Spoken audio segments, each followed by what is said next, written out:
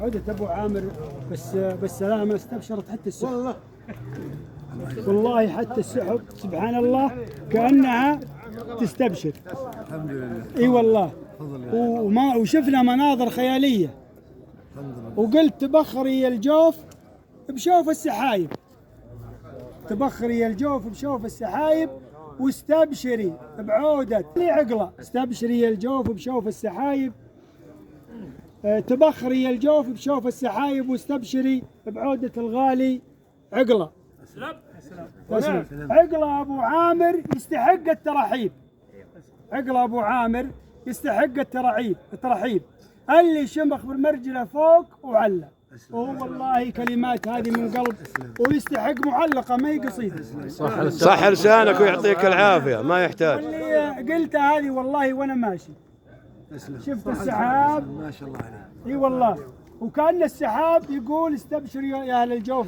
نعم استبشرنا به، وهو سحاب ومطر نعم. وربيع، يا هلا به والله. الكلمة تكررت من أكثر من واحد من الجماعة وغير الجماعة، لكن إنها إن شاء الله فيها الخير. إن شاء الله. هي تكررت أكثر من واحد. الربيع أيسناه، الربيع أيسناه والخير أيسناه.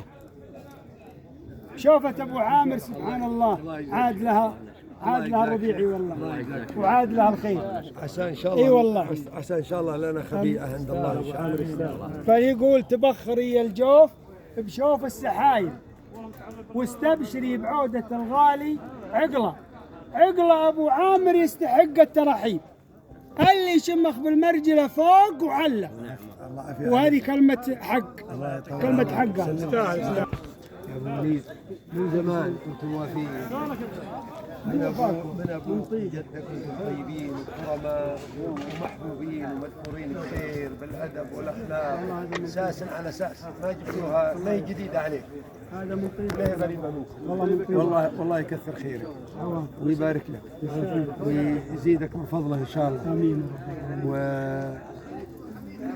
انا جاي البيت اخوي، ماني جاي والله، ما له حق، جاي لاهلنا محلك وجماعتنا والاحباب كثر. محلك والله ان بعض الجماعه، كل الجماعه مو بعض، انها تعزم وان نعتذر الارتباط مع واحد من زملائنا واخويانا من خارج القبيله، لان احنا للجوف والجوف منا وحنا اهل اسره واحده. نعم نعم. لذلك نرضي الناس، وانتم ترى بيوتنا ترى نعزم عليها، محلنا لكن محلي ومحلك، لكن انت كرما منك وطيبا منك محبة منك عبرت عن شعورك بشكل اكبر، وجمعت مقصرين والله يا ابو. ولا هذا بيتنا وبيت كل فهيزي بيتنا، نجيه ونسير عليه ونمون عليه ونعزم عليه. صدقت.